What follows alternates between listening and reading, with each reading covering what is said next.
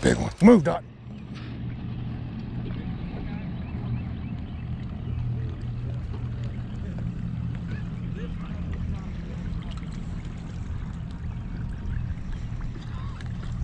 Oh, it's hard to beat a sunrise like that. I love fishing.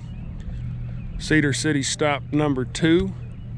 We are out here at Barren River Lake, and we are going to try to catch them. What do you think, Dot Dot? I think we got some boats out here this morning. I think we're going to try to catch them.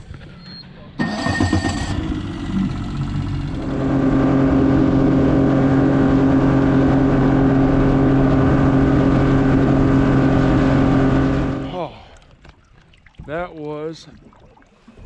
Oh, my face hurts. That was a cold bitch. We are here. We have made it. Let's get to fishing.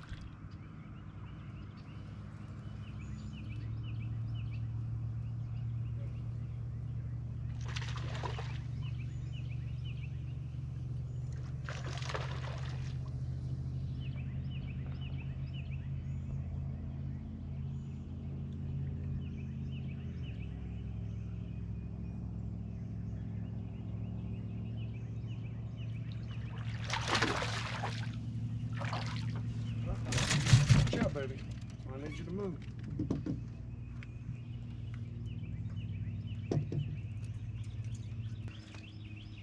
don't think so. You're gonna be short. A 14. All right, little square bill bite. This water's dirtied up some.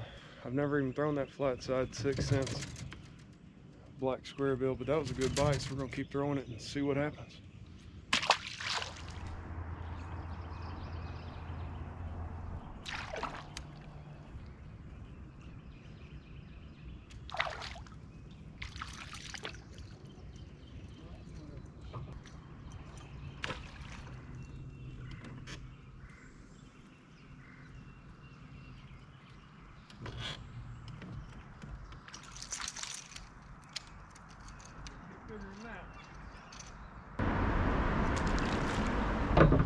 Alright, welcome to tournament fishing.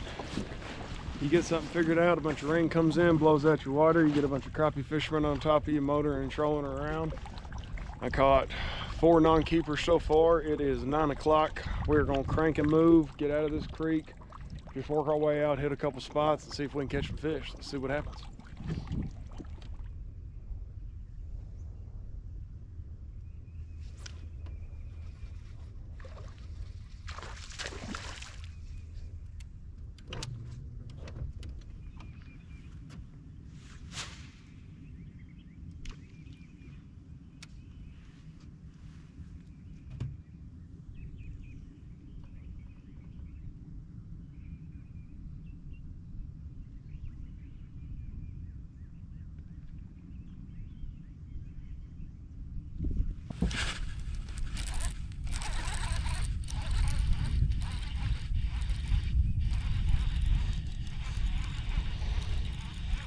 Maybe a keeper.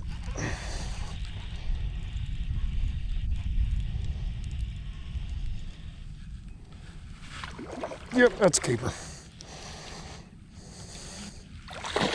God, that's a big one. Move, Dot, move, move, move, move.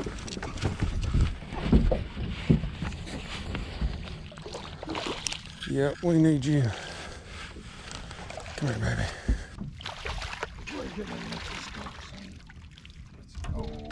Look at that wobblehead in his face. His face. Right, we might be onto something. We might be onto something. That's a stud. Well, I'll take 4 more like that.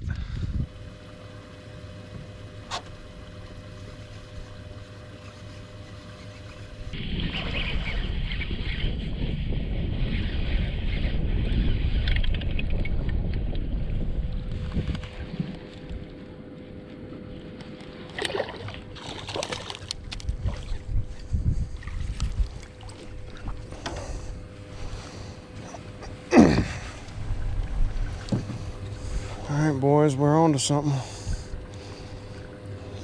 It's a good bite, too. They're swimming off with it. I don't know if that's a keeper or not.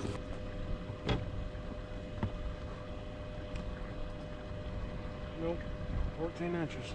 But we are catching some fish and we're doing it a new way. I'm happy with that. Alright, quick update.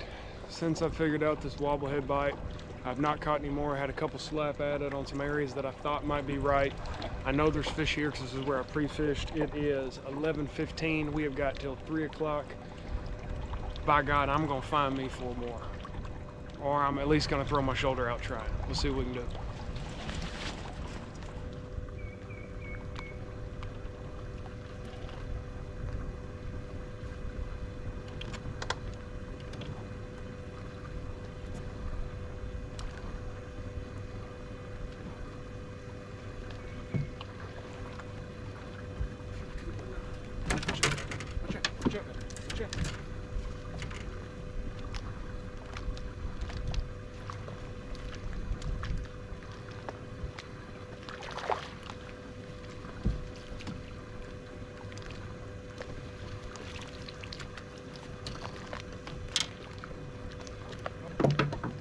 We're catching some fish, we just can't find keepers. Hold on.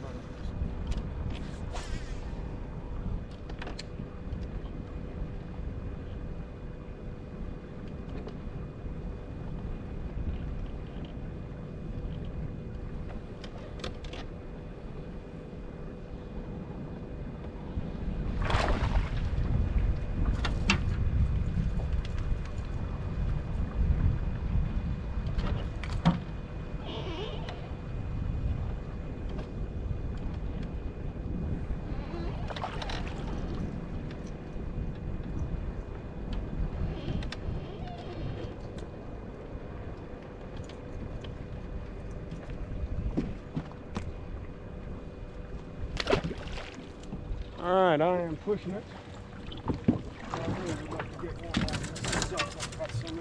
With only one keeper. Well, boys, we got one keeper. I did not catch a single fish today where I caught him in practice last week. I tried to adapt, got that really good wobblehead bite, caught so many 14-inch bass and smaller ones, and just could not fill the limit out. Sometimes that's how it goes.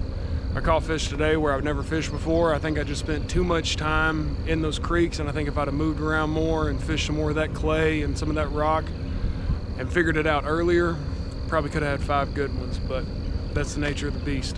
The fish seemed to get really suspended towards the latter half of the day. They got really active around noon to 1, but they got super suspended. So I was having a speed crank and they'd slap at it and miss it, or I'd burn the wobblehead back to the boat and have one follow it. Just couldn't put the limit together. So that's tournament fishing, and we got one and I'm happy with it. We'll see what happens. And here she is, the one and only keeper that decided to bite. 1 pounder. Try it again another day. Oh, Barren River Lake. As you can see, the difference between the pre-fishing video and the actual tournament, the water clarity or lack thereof was tremendous. My problem was that I had spent too much time in an area that I knew had fish, but the conditions had changed entirely too drastically. We went from not super clean water, well, not crystal clear, but pretty clean water, to chocolate milk. And I should have ran away from it earlier. So I had found those fish in the back of a creek and pre-fishing, catching them on a DT6, right?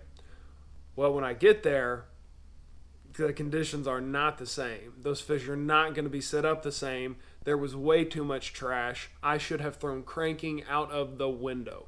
What was cool was that this 6-cent flat side has been sitting in my tackle box for a long time, and I never really felt like I had found the conditions to throw it. I'm not really a big black and blue guy unless I'm flipping dirtier water, and then it's going to be a plastic of some kind, right? Well, this thing is awesome. Really, really like it. Deflects off cover well. You can speed crank it. A lot of good effective tools that you can use it as. And the hooks on it are pretty solid. So 6-cent flat side, highly recommend it. Great little bait. Now, one bait that I have started using more and I will continue to use more often that has even caught me fish even when I'm just fun fishing is going to be the wobblehead. You hear Matt Allen and the guys from Tactical Bassin and everybody talking about it. Well, I knew about it, but I didn't put it into practice, right? I didn't really know the whens and wheres of how to throw it and why, and you can watch a video on it, but actually doing it is way different. This is a Dirty Jigs ½ ounce. I like that ½ ounce. The 3/4 is great, but in terms of being more snag resistant and not getting hung up, if I'm in less than 10 foot, man, that ½ ounce is the way to go. I like the, what are they called? Egg Zone lures. I found multiple uses for this bait, but the adrenaline craw in green pumpkin is awesome. The main reason you only need green pumpkin is because Spike It makes these great little guys right here. So all you got to do is get one color, and then you can adjust the colors of the tails based off whatever you need for your water clarity, your body of water, and the forage that you have around you, right? Are your crawfish more green and blue? There you go. Are they more red and orange? Boom. Problem solved. So a couple cheap pins, they'll last you an entire fishing season. Just take care of them. And you can take that adrenaline crawl and make it whatever kind of color pattern you want. You can give it something different that other guys on the market don't have, right? So if I just want to paint the tips orange, I'll do that. Put a couple touches of it on the body. That's a good idea too. You can overdo it. I really only like putting about that much orange on there, right? So from here to that first little rib section, I'm going to do my orange or whatever added color I want to. I'm not going to coat the entire tentacles, because when you ever see crawfish in the water, they aren't that drastically different, right? They'll have touches of it. It'll be here and there. It'll be mixed in with the green pumpkin. So making that bait as natural as possible is a big, big key. One thing I did do once I realized and gave up on those fish in the backs of the creeks was I just worked back out to the last secondary point that I had just passed. So I'm working the whole way in the creek. I came back out, stopped at the first secondary point as I worked my way out to the main channel, and that's where that 4-pounder came from.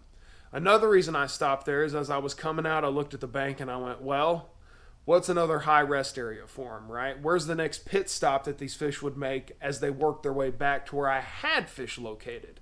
And that point seemed like a great option. It was a channel swing. It was a long, deeper water, coupled with the fact that it was pea gravel and clay, not chunk rock. So if they wanted to spawn there and they didn't come the whole way back to where I was and where I was catching them in pre-fishing, that would be a good high percentage area to hit.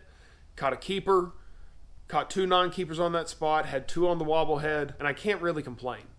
Come to find out, I had had all that talk about using a spinnerbait, and I never did it. I tried to make it work. I'd catch one on a crankbait in pre-fishing, and then I'd try to throw the spinnerbait. Well, joke's on me, somebody weighed in a 20-pound bag on a spinnerbait. Somebody also weighed in an 18-pound bag on a spinnerbait. So, moral of the story, if you think a bait will work, you probably need to try to find the areas that it'll work. And in the springtime, if they're not eating a crankbait, if the water's too dirty, if there's too much stuff in it, and the fish get suspended, like looking back on it when I was speed cranking, I kind of kicked myself in the ass because why would you not throw a spinnerbait for suspended fish that are aggressive? That just makes sense. So that was my mistake. Try to take some of what you've seen in this video and learn from my mistakes. Try not to make the same ones. Try to be a better angler. That's what I try to do every day when I go out. And I hope you guys enjoy the video and stay tuned for the next one. I appreciate you.